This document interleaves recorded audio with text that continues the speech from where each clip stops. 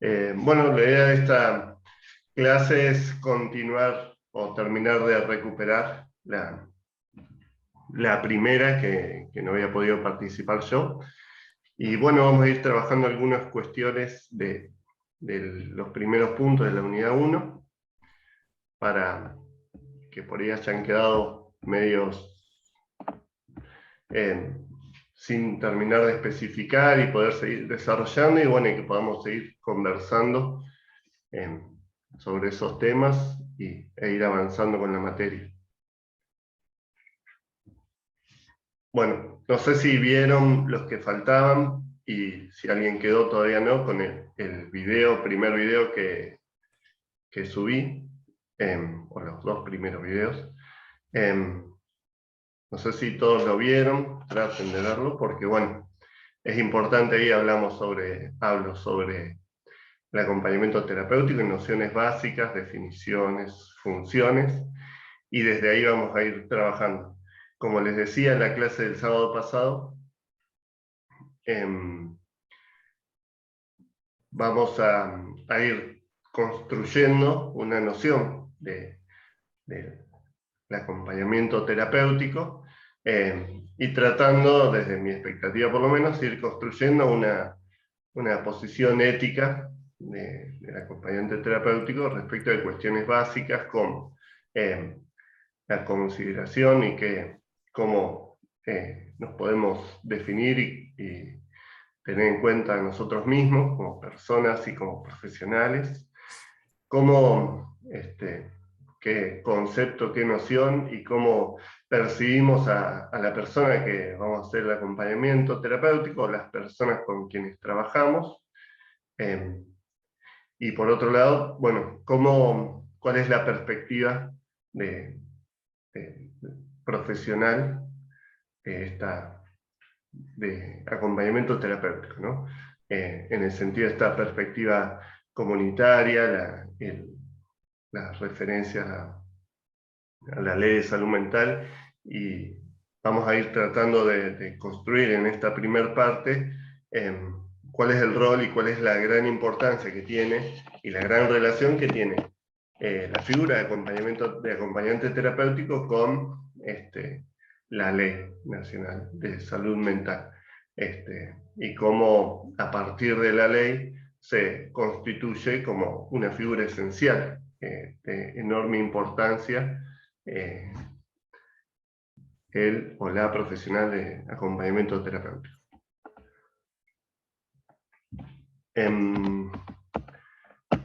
No sé si tienen alguna pregunta. La idea es que vayan preguntando, levanten la mano o díganme, así les puedo dar la palabra y podemos ir comentando. Por ahí, al principio creo que ya los dije, vamos a ser un poco más teóricos, pero la idea es ir articulando de lleno con la práctica o cuestiones más concretas, porque gran parte de la riqueza del acompañamiento terapéutico y de esta formación, es que lo vemos en la práctica. Digamos, todo lo que vayamos trabajando nosotros no es una cuestión teórica en qué consiste un concepto abstracto, sino que lo que vamos a trabajar se ve concretamente en nuestro desempeño profesional posteriormente, o lo que le sucede al usuario del dispositivo, y bueno, distintas problemáticas de salud mental. Cuando me estaba anticipando y preparando para esta clase, quería repasar algunas cuestiones. Fue un poco, desde mi perspectiva, un poco desordenada la clase del sábado pasado. No sé si a usted le pasó lo mismo. Como que fui medio por todos lados. Pero bueno, es una construcción también de la dinámica de la clase, y no sé si eso les sirvió o fue pues, más problemático, porque es difícil de entender. Pero un poco la idea, es probable que ustedes en otras materias también vayan trabajando esto, por ejemplo, la diferencia entre salud y enfermedad, ¿sí? Y capaz que la definición que quedó de enfermedad y de salud de la clase pasada no fue, o capaz que no les pareció muy, muy concreta, muy específica. Y a mí lo que más me interesa en realidad, capaz que estoy equivocado, porque tendríamos que empezar por definiciones básicas primero, pero a mí lo que me interesa era poder un poco cuestionar esas definiciones e ir un poco más allá. Vieron que en todo ese, como íbamos ramificándonos, después volviendo, pero lo que yo fui tratando de llegar, y lo pude decir, pero no sé si quedó claro, es cuestionar esa dicotomía entre salud y enfermedad. Sobre todo desde la perspectiva que no es solo médica, sino de la perspectiva de salud mental. ¿Sí? Por eso empecé por definición, o por lo menos oponer salud y enfermedad desde las definiciones básicas, que son las que suelen surgir, y después al introducir la Ley Nacional de Salud Mental, se van introduciendo otras variables que rompen un poco con esa dicotomía. Para llegar después, no sé si se acuerdan, a hablar de problemáticas en salud mental.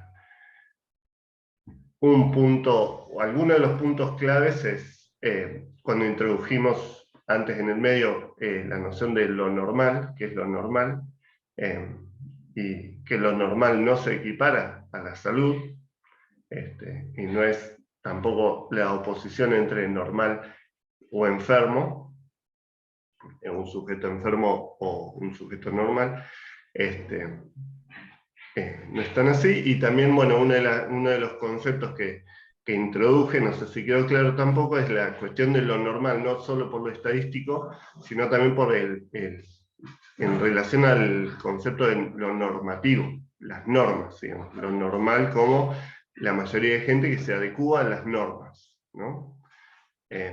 Y bueno, cuando hablamos, no sé si se acuerdan de cuando hay alguien que tiene un desempeño elevado, no entra dentro de lo normal, y no por quedar por fuera del conjunto de lo normal, entra en el conjunto de la enfermedad. ¿Sí? Aunque a veces yo lo he visto, les decía, un chico con alto rendimiento, y lo vemos también.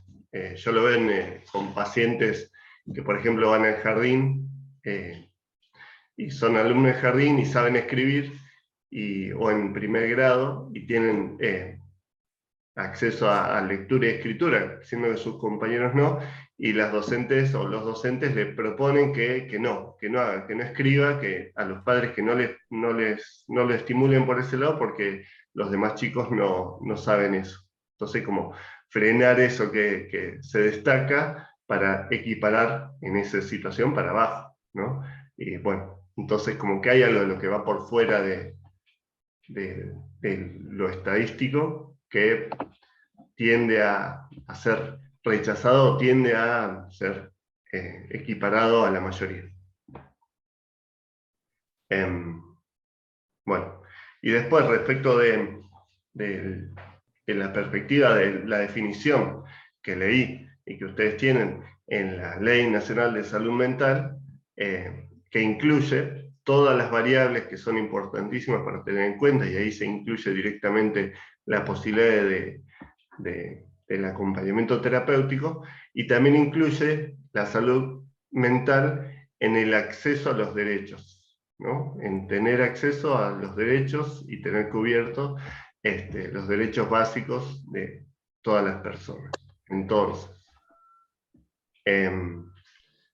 alguien que no tiene acceso a los derechos, ya no entra en la oposición salud y enfermedad. Digo, alguien que no tiene recursos económicos no puede ser clasificado como una enfermedad para él, ¿no?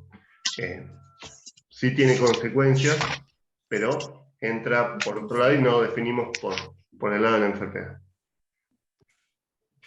Profe, tengo una pregunta, porque lo que vos nos estás explicando es lo que nos explicaste más o menos la clase pasada. Sí, Para mí, como la verdad que entendí bastante, pero lo que te quería preguntar es que en el momento, no sé si es adelantarme demasiado, pero quizá en el momento de evaluar, ¿vos vas a tomar conceptos como más teóricos, más puntuales, o quizás desde la perspectiva de la que nosotros entendemos? Cuando yo dé una evaluación, lo que voy a esperar, eso se lo voy a decir en su momento también, es que ustedes armen definiciones y puedan fundamentar y articular. No es esta definición la que está correcta, y no les voy a preguntar cuál es la definición de salud mental, porque está el texto, copiar y pegar, y no es la idea. Sobre todo porque tampoco es presencial, entonces no es una cuestión de memoria. Sino que ustedes en el trabajo me demuestren que tienen por lo menos una construcción propia de esos conceptos y cómo se articulan entre sí.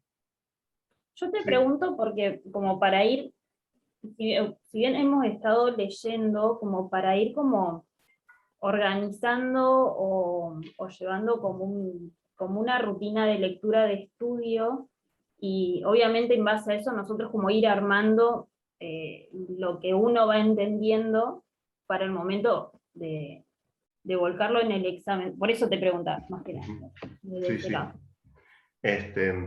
Eso también tiene la dificultad, que por eso son estas clases un poco así, que parecen como desordenadas, pero lo que buscan es poner en relación conceptos y no definirlos, ¿sí? No definirlos, o sea, no quedarme solamente con la definición, sino poder reflexionar sobre eso, ¿sí? Después, cuando ustedes hagan un trabajo, digamos, escriban, respondan las consignas y todo, y puedan fundamentar lo que digan, yo puedo estar de acuerdo o no tan de acuerdo, pero si está fundamentado y articulado, tiene validez. Ahora, si dicen algo o manejan conceptos que no son tan así, ahí sí se los voy a corregir y todo, pero bueno, va a ser una experiencia la primera evaluación, pero tampoco voy a ser tan estricto corrigiendo ni nada, ¿no? No se preocupen.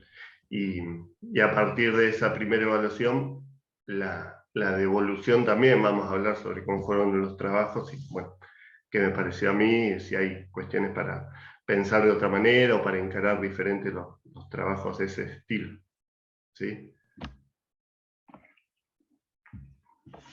En general, si yo pregunto por algún tema, y cuando ustedes introducen un concepto en un trabajo o en un final, tienen que definirlo y tienen que mencionar de dónde viene la definición, pero con eso solo no alcanza, sino que tienen que relacionarlo con algunas otras cuestiones o por qué traen esa definición en ese momento, digamos, o con qué lo pueden relacionar. Nunca es defina tal cosa y listo, a ver si lo sabes o no, sino cómo lo relacionan y cómo lo relacionan con todos los distintos puntos del programa, con algunos puntos en particular. Acá Paula puso, o sea que sería la perspectiva de cada uno sobre estos temas, ¿no? Algo así. Sí, es más o menos, tampoco es poner la opinión de cada uno, sino la perspectiva que fuimos trabajando acá, en la materia, ¿sí? Siempre digo para ser sincero, ¿no? Porque tiene que estar incluido algo de lo que trabajamos en las clases o figura en los textos. El discurso universitario tiene un nombre que es como el discurso universitario, tiene varias particularidades. El discurso universitario sería esto que estamos haciendo ahora, o bueno, en las clases presenciales, que es alguien que tiene un lugar de supuesto saber, que transmite el saber a los alumnos que estarían en un lugar respecto del saber diferente.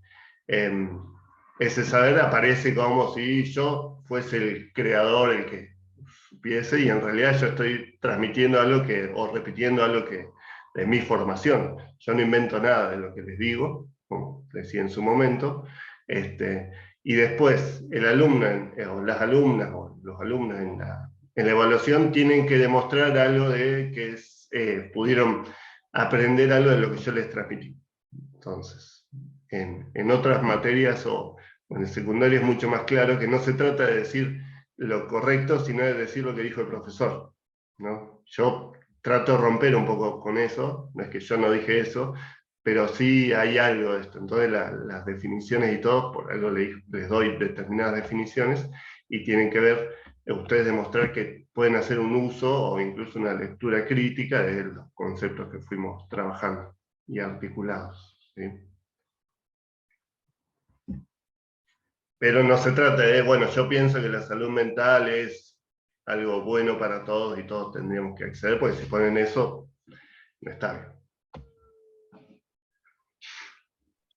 Pero, Claro, o sea, lo teórico a la práctica y de eso hacer una tipo de evaluación nosotros en lo que nos beneficia a nosotros como AT. por ejemplo, sí, sí, es algo de eso tiene que estar, digamos, es como... Profe, mm, perdón que te corte un cachito, pero sabes que yo te mandé para que me aceptes desde la compu, porque estoy en el sí, celular acá, ¿viste? Es más cómodo escuchar de la computadora. ¿Vos me podés aceptar de ahí también? no te Pero en la acepté. compu no tengo cámara. No, No va, me capaz figura. que... Ah, A ver, lo capaz que vuelvo a hacer. recién, fíjate. No me figura que haya alguien en la sala de espera. Bueno, mientras seguimos. Bueno, entonces, un poco por ese lado viene la materia y mi trabajo. Espero que no se asusten ni, ni sea demasiado caótica las clases. No, igual, profe, va, al menos para mí a mí me gustó la clase por esto mismo, quizá el no estar como todo estructurado y nos diste la clase de esa forma, acomodándonos conceptos, pero no eran como estructurado el concepto, sino se entendió, al menos yo entendí bastante a lo que estabas apuntando, pero bueno, también tenía como esa duda para empezar como a armar algo, porque no quiero como que llegue de repente la semana que viene ponerle un parcial y yo diga, y no tengo como ordenado, no tengo organizado. Me sirve un montón cómo lo hilás vos, pero bueno, también quería ver de qué forma ir armando algo. Bien, buenísimo. Sigo admitiendo algunas solicitudes. Pero bueno, cualquier cosa me van diciendo, ¿no? Vamos viéndolo. Un poco a lo que iba a ir ahora es a seguir trabajando, y me había quedado, vieron que, bueno, yo la clase la armé dando esa vuelta, la clase pasada, dando esa vuelta para llegar a esto de la ley, y bueno, quedamos un poco en la definición de salud mental, y proponiendo esto de problemáticas en salud mental y no enfermedades mentales. Hay algo que a mí, que no está en el programa, que me gustaría hacer un apartado en algún momento, que es la noción de discapacidad y la construcción y la perspectiva social de la discapacidad, y no en oposición con la perspectiva médica de la discapacidad. Pero eso más adelante. Yo, en la medida que vayamos avanzando, vamos a ir volviendo a estos primeros conceptos básicos. Profe, consulta. Sí. Dijo que no estaba eso en el cuadernillo, discapacidad. La noción de discapacidad no, de la perspectiva social no. Si yo lo doy, voy a dar algún material extra. Y si no está en el programa, no creo que, sobre todo en el final, no voy a preguntar sobre específicamente eso, pero digo, pero sí se puede incluir en el trabajo, si lo trabajamos, digamos, después en alguna de las evaluaciones ustedes lo pueden incluir como para sumar algo bueno, de las consignas que vaya preguntando. Pero me parece, más allá de eso, o más allá del programa, es algo que me gustaría a mí transmitirlo a ustedes para que tengan una idea de la discapacidad, que es mucho con lo que van a trabajar, y tener en cuenta que la discapacidad no es alguien que simplemente tiene un déficit desde la perspectiva médica, sino romper un poco con eso, y cómo lo social define muchas veces a alguna característica como una discapacidad, cuando en otro contexto no necesariamente lo sería. Pero eso después. Genial, profe, gracias. Entonces, bueno, había definido y propuesto pensar problemáticas de salud mental, y lo último así de esta cuestión que a mí me quedaba como marcar y desarrollar es cómo, aunque lo fuimos hablando un poco, cómo lo diferente genera rechazo. Y cómo cuando alguien tiene características que no se ajustan a las normas o que van con una diferencia marcada respecto a lo esperado, las conductas esperadas en diferentes contextos, la tendencia del otro es al rechazo, ¿sí? Desde la perspectiva que alguien que por la calle se manifiesta de una forma fuera de lo esperado, uno tiende a activarse defensivamente o cruzar la vereda, o estar atento porque algo peligroso me puede hacer, hasta alguien que se maneja diferente, entonces le vamos a poner un diagnóstico y tal diagnóstico es tal enfermedad, ¿sí? Entonces, cuando alguien se maneja y se comporta por fuera de lo estadísticamente esperado, hay el movimiento social y de cada uno lo lleva a ubicarlo en alguna categoría, ya sea en una categoría diagnóstica, ya sea en la categoría de alguien peligroso, y son formas como de pseudo rechazo, o directamente alguien implica una amenaza para mí mismo, para mí o para las demás personas normales, entre comillas, entonces la propuesta de internación sería como un extremo de eso. Bueno, pero eso también, profe, a lo que es la mirada social y de lo que está arreglado y de lo que no. O sea, fuera de lo que es lo reglado como lo institucional o lo que sí se tiene que dar, está bien, y lo que no, aunque esté bien y está sobredimensionado, ponerle la inteligencia, como vos decías del chiquito en el colegio, está de todas maneras rotulado como que, ¿cómo se dice? Como extraordinario, como que está mal, Sí. porque no se condice con la regla social. Estás en primer grado, estás en jardín y tenés que hacer eso. Si superás eso, está mal. Sí. O sea, te aíslan, te rotulan. Sí, en ese ejemplo que yo daba era la solicitud que eso no aparezca. O sea, hoy, hace un mes y medio, me decía un nene que va a terapia conmigo, me mostraba que escribía cursiva, y en tercer grado creo que está, sí, y me decía que la seño le pidió que no escriba en cursiva, que eso lo iban a ver más adelante, y ahí sí lo iba a dejar que escriba en cursiva. Entonces él iba escribiendo en cursiva por fuera de la clase, pero bueno, bueno, eso que no aparezca esa conducta, digamos, ¿no? Pero, digo, ¿qué pasa cuando una persona viene está en una sala de espera o en un aula y están los gritos, ¿no? Están los gritos y es disruptivo? Cuando están los gritos, es disruptivo, por más que nunca hizo nada agresivo, nunca rompió nada, ni le pegó a nadie, ya implica una percepción como amenazante de esas conductas. Entonces también, bueno, eso no tiene que aparecer, y si no se puede bajar esa conducta o desaparecer, empieza el movimiento de exclusión, ¿no? Que quede por fuera, bueno, que salga del aula, que salga del lugar donde está, porque inquieta a los demás.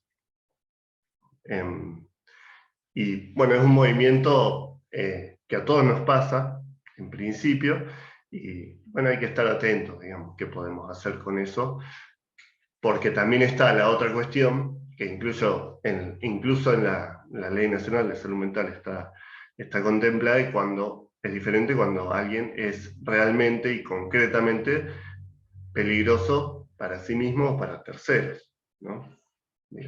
Tampoco uno se va a exponer a situaciones riesgosas o va a dejar que alguien se ponga en riesgo a sí mismo simplemente porque sí, digamos, sino bueno, ahí sí, hay algo que hacer porque hay, sobre todo esto que les decía, esta noción de sufrimiento, que es una persona que sufre y también un contexto que sufre por esa persona, ya sea porque se vean amenazados o porque ven que alguien no está bien y es parte, por ejemplo, de una familia. La noción de sufrimiento también es un concepto clave y bisagra al que vamos a ir remitiéndonos en diferentes situaciones, ¿no? Y ahí sí por ahí nos podemos orientar. Digo, si alguien tiene un rendimiento extraordinario en alguna cuestión cognitiva, no conlleva sufrimiento para él, ¿no? O para el contexto tampoco. Pero si alguien está a los gritos, no es que está a los gritos porque sí, sino porque algo le está pasando, digamos, ¿no? Y ahí es diferente. Las consecuencias de eso puede ser que sea necesario intervenir. No queda mucho de esta reunión. Ahora cuando se acabe esta reunión, tratamos de ingresar a la misma, o si no yo subo a la plataforma un nuevo link y terminamos en estos segundos 40 minutos la clase. El concepto de sufrimiento es central y es lo que motiva, a pensar, nos lleva a pensar si hay sufrimiento, que hay algo de la perspectiva de la salud mental que está siendo afectada, sin necesariamente caer en la noción de enfermedad, por ejemplo, pero sí nos convoca, nos interpela a poder intervenir, ¿no? Y cuando está significativamente afectando ese sufrimiento o esas conductas en la vida cotidiana es cuando el recurso del acompañante terapéutico es una posibilidad concreta. Bueno, ahí lo vamos a ir viendo. La idea también era avanzar con la lectura concreta de la ley, ¿sí? ¿Se acuerdan que en el capítulo 2, el artículo 3, leí en realidad, la definición de la salud mental como proceso, ¿sí? Entonces, también hay que tener en cuenta que en esa definición, no solamente todas las variables, las dimensiones hacen a la salud mental, sino el concepto de proceso como algo dinámico y una búsqueda de equilibrio.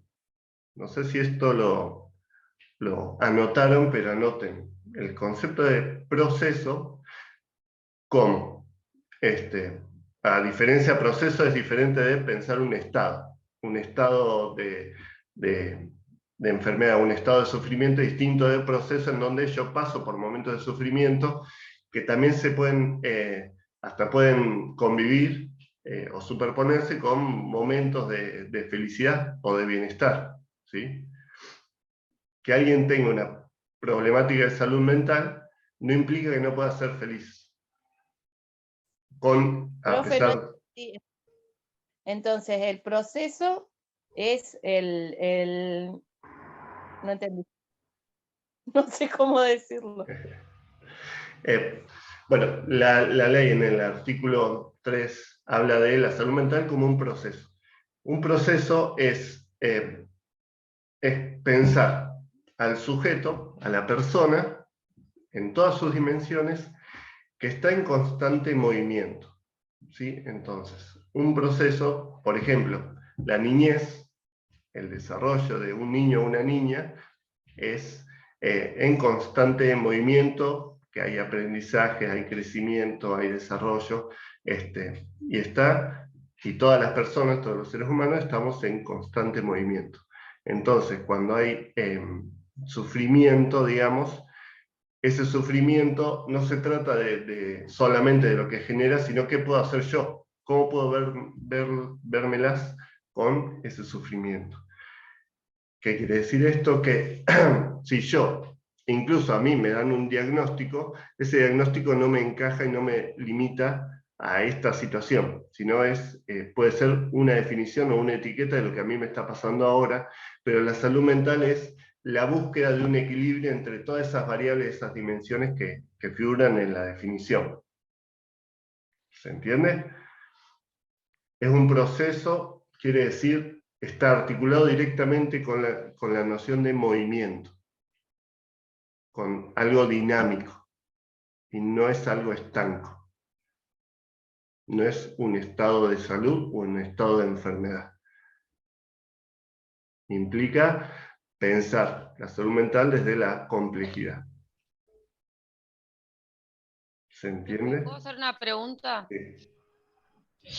Bueno, se sabe mucho de cómo abordar situaciones cuando un paciente o un niño, digamos, es el distinto, pero por alguna discapacidad o alguna problemática, ¿no? Que no está como a la altura Pero, ¿qué hacemos con el que sí sabe, con el que sí comprende, con el que se destaca, que es algo de lo que usted habla mucho y bueno, digamos, frente a eso? Porque tampoco, o sea, callar su mente o su verdad, su sabiduría, digamos, puede ser insano. Entonces, a mí me gustaría que abordemos también ese, digamos, el que se destaca, que capaz no es normal, pero no significa que, o sea, para mí es súper relevante y súper valioso, o sea, ¿cómo se aborda ahí?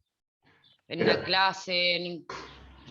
Sí, de lo que se trata es, incluso alguien que tiene problemas significativos en una clase, por ejemplo, o en un trabajo, donde sea, muchas veces se destaca en algo también. Digo, no solamente se destaca por lo problemático, sino por los intereses y otras capacidades.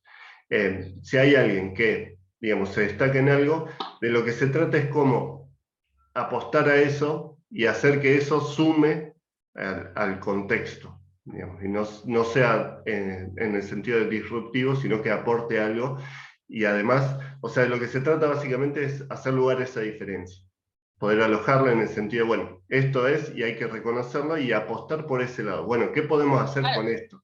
En vez porque de... aparte, o sea, no digo desde lo individual, porque tenés que abordar después lo social, porque si está en el contexto escolar o no sé, o de universitario, lo que sea, digamos, sucede en cualquier ámbito, ¿no? Y sí se lo ve como un desviado, le sucede a adultos, digo, ¿cómo? Porque también hay como que considerar no sé, una inserción en esos casos también. ¿Y qué es? ¿Bajarlo del nivel? O sea, ¿qué es? No, claro, por eso decía, de lo que se trata no es bajarlo del nivel, sino darle un lugar y darle un lugar que que no sea disruptivo y poder apostar a eso. Digo, si alguien, yo tengo un paciente que es muy disruptivo, está en los gritos, en secundario, se tira al piso, es problemático. Y a la vez tiene muchísima información sobre las guerras, la historia y cuestiones más por ese lado, digamos, como humanística, y se interesa y sabe muchísimo, ¿no? Entonces tenemos estas dos características que los ruidos, los gritos, lo disruptivo que interrumpe, tiende a ser rechazado, digamos, y bueno, realmente a veces no pueden dar las clases los profes, las profes. Y por otro lado, en otros momentos, cuando empieza a hablar sobre algún tema de esto que a él le interesa, él empieza a aportar y como que acapara o incluso suma información y también genera como rechazo. Claro, desde su lugar, desde su singularidad, cómo vos construís, porque también esto, ¿no? Puede aportar desde ese lugar, que es algo que es en lo que se destaca, pero también como eso que se destaca vos podés hacerlo parte de todas las clases.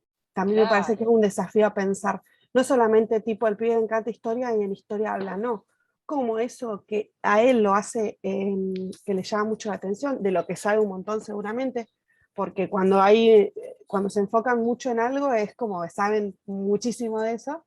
Entonces, ¿cómo desde eso valorar al punto de poderlo incluir eso en todas las cosas? Para que también sea parte, porque si no, en esto que hablamos de inclusión, sí, está, viene con el acompañante, tiene alguien que le hace la adecuación curricular, pero ¿y qué más? Porque entonces, si en realidad está, pero hace ruido, pero un montón de cosas, pero no nos podemos adaptar a eso, porque siempre es disruptivo, ¿cómo hacemos? También me parece que es el desafío, para que eso que para él es significativo genere un impacto también en su contexto Bueno, el y de manera primario, positiva. digamos, ahí claro. Claro. Sí, totalmente. Un punto esencial en esas cuestiones es que algún referente escolar también le dé lugar a esas características que lo hacen, que lo hacen especial en realidad. Lo que lo hace especial es eso en lo que se destaca. Y, Que creo que nos pasa a todos en realidad, a todas, a todos. Más allá de que estamos hablando en particular de esto, yo creo que si nosotros nos ponemos a pensar en nuestra cursada, en esta en la que estamos ahora, seguramente todos tenemos algo para que nos hace muy particular y que quizás nos podríamos destacar o que quizás Claro. aportaría muchísimo a lo que estamos construyendo, digamos. Pero aparte En otra cuestión es que usted dice, y perdónale que es re rico todo lo que dijiste, pero digo, también usted siempre señaló que, bueno, el que, digamos, el que está muy mal, digamos, o en crisis, o qué sé yo, el otro, digamos, el que está para abajo, por decirlo de algún modo, también está como puede estar, y eso también es significativo, digo, cualquier patología o toda cuestión es significativa, pero bueno, no sé si hay que estar instruido, ser